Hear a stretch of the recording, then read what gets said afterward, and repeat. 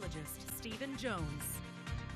Well, taking a look at the time lapse, looking out to the west from downtown San Angelo, you can see just those wonderful cumulus clouds out there, kind of like the Toy Story clouds, started to get a little bit more of that blue sunshine as we finished off the day, and then we get that sunset with a little bit of cloud cover well off towards the west, where they were seeing a little bit more rain on the radar. Of course, under these clear skies, starting to cool off a little bit slowly here.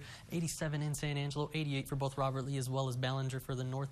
Also Sonora and Ozona Junction coming in around 86 degrees, so about 4 degrees of spread there from Brady off towards the north. And as we look at the dew points, still pretty similar to what we were seeing earlier with the 50s off towards the west. 65 there in Junction, 61 for Brady, 54 in Ozona. Relative humidity indices anywhere from those 30s up towards about the 50% mark.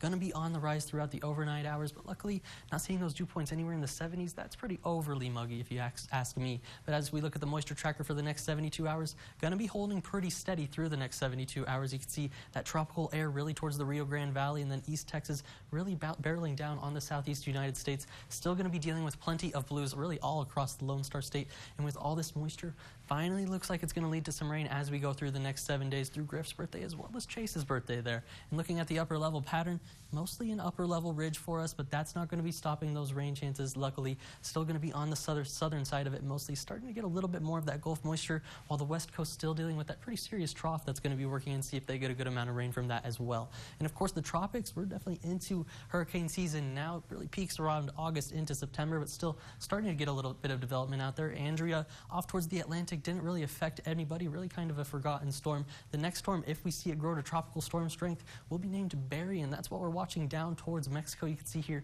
down in the Bay of Campeche, they still have this tropical depression 2 there. Its winds are currently at 30 miles an hour, working to the west-northwest about 8 miles an hour. You can see where it's centered there, and it's expected to grow to tropical storm strength, which would be about 35 to 40 miles an hour, so nothing too strong, hopefully, as it works into Mexico. But what that means for us here in Texas, a little bit extra moisture going to be working up from the Gulf as well as working in tandem with that high pressure that's going to be off towards the north. So currently across the Lone Star State, most of the convection really off towards the Big Bend and west of San Angelo. As we zoom in a little bit closer to the Concho Valley, or actually first turn on the radar for you so you can see where the rain is at, mostly from a line about Midland up towards Lubbock is where we're seeing the main activity still holding on across the Lone Star State. Here in the Concho Valley, the radar is pretty clear. It's a nice night to get out there.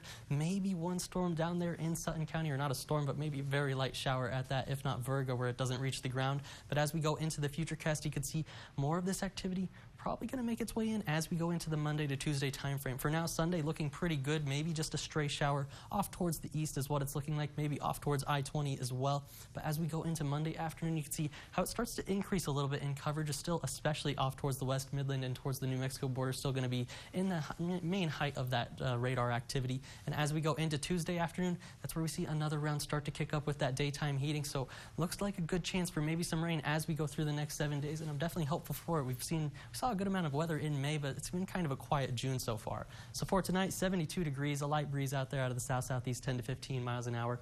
Tomorrow, pretty much copy and paste of what you saw today. Plenty of sunshine. Wear the sunscreen, drink that water. 97 degrees, going to be pretty warm out there. And as we work through the 7-day forecast, starts to cool off as we go into next week, into those 80s by Griff's birthday and by Chase's birthday there, the Chief, on Wednesday, 87 degrees. And as we work towards the 4th of July on Friday, still going to be holding on to those rain chances, about 30 to 40%, with temperatures on the rebound into those 90s for the first weekend of July. That's all for your 7-day forecast.